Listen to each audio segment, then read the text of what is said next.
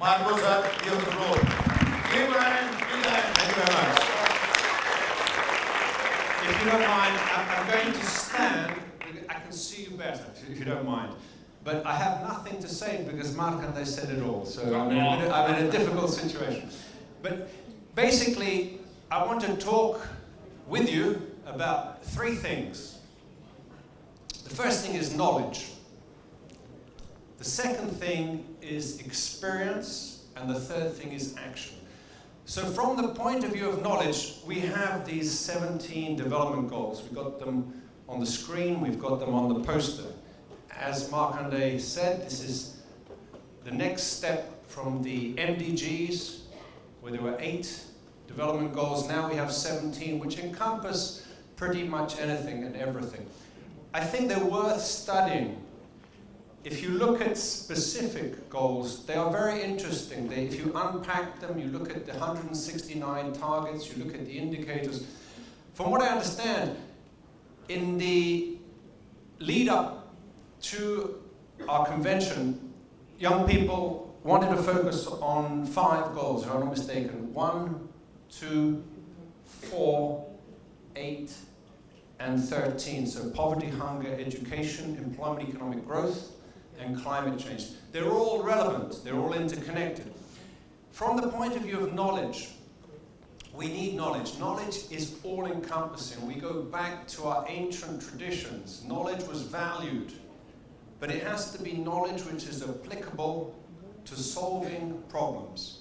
And I think the SDG framework is good for that. And I think here in the Philippines, you have a very good knowledge base. You have tremendous advantages. But how can we use knowledge? It is often the case that we need an evidence base. Evidence that things work. So data are very important. And you as young people have tremendous capacity to use data. I see a phone there, which probably, that chap's phone does more than a computer did only 20 years ago.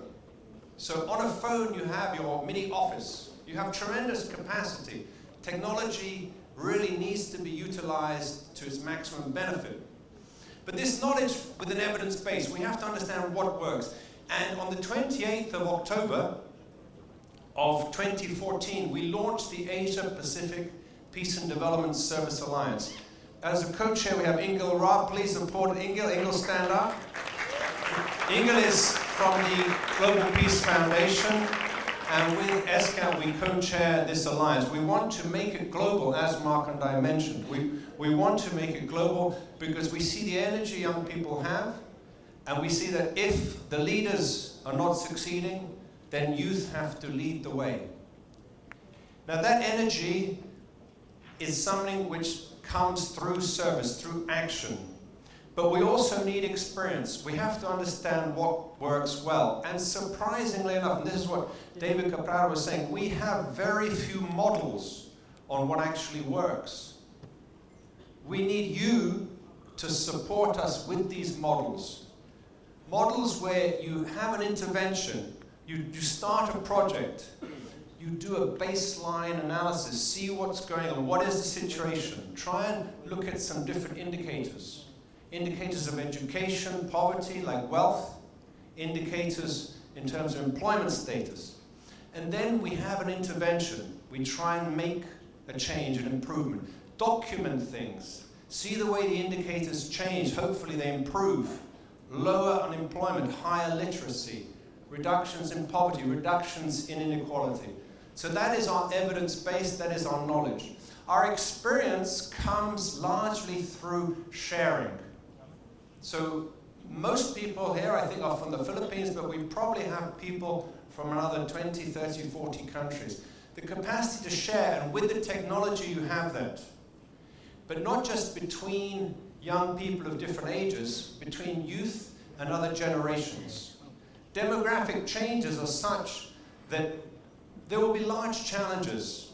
Older people will probably have to retire later and continue to contribute to the economy, because otherwise the burden on youth is too great to provide or support older people in terms of pensions, but also in terms of healthcare.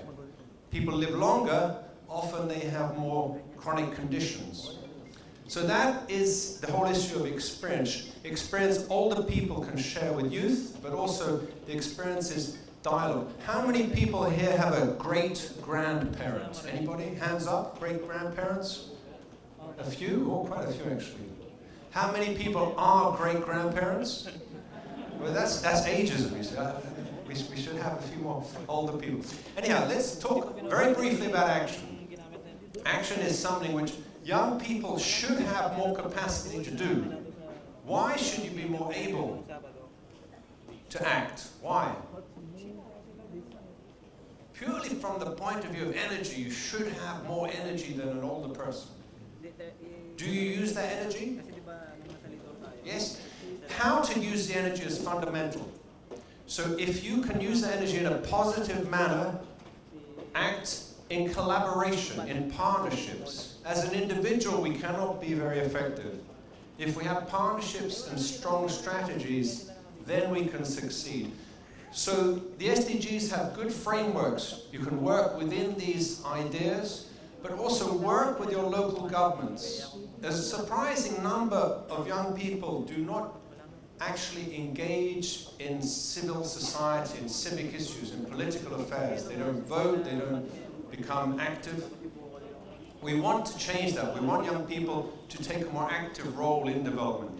I'll probably have to bring that to an end, but I'm very happy to be engaged with further discussions. I think I can see attention. Nobody has fallen asleep yet. Yes, so I'm lucky to be the first speaker. Please stay awake for the other speakers. Thank you very much.